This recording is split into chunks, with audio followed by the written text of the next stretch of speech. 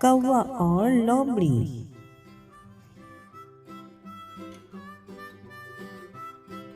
एक बार जंगल में कालू कौवे को एक बड़ा सा चीज का टुकड़ा मिला। कौवा चीज का टुकड़ा देखकर बहुत खुश हो गया। कौवे ने चीज का टुकड़ा उठाया और मजे से जाकर दरख्त पर बैठ गया कि अब मैं इस टुकड़े को मजे से खाऊंगा।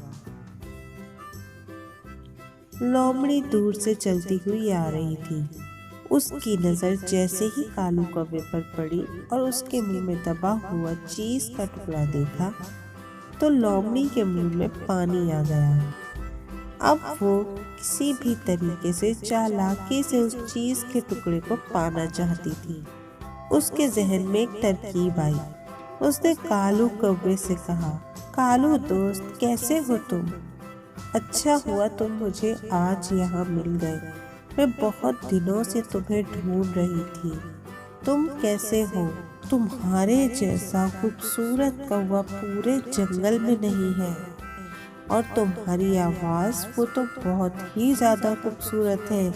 तुम्हारी खूबसूरत आवाज़ सुनने के लिए मेरे कान तरस गए हैं। तुम कितना मधुर गाना गाते हो। तुम्हारा रंग कितना खूबसूरत है। तुम्हारे जैसा कौवा पूरे जंगल में हो ही नहीं सकता। तुम तो बहुत अच्छे और प्यारे हो। तुम्हारे जैसा अच्छा और प्यारा कौवा मैंने आज तक नहीं देखा। ना ही मैंने इतना मधुर किसी कौवे को गाते हुए सुना है। आज तो तुम मुझे कोई अच्छा सा गाना सुना दो। मेरे कान तरस रहे हैं तुम्हारी आवाज़ सुनने के लिए। कालू अपनी इतनी तारीफें सुनकर बहुत खुश हो गया।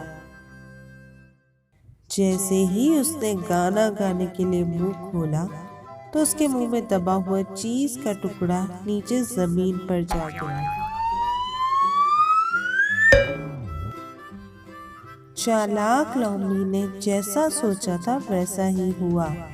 उसने फौरन चीज का टुकड़ा उठाया और वहां से भाग खड़ी हुई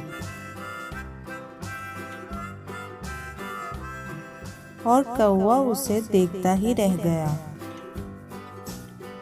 तो देखा आपने कौवा किस तरह अपनी बेवकूफी की वजह से चीज के टुकड़े से हाथ धो बैठा।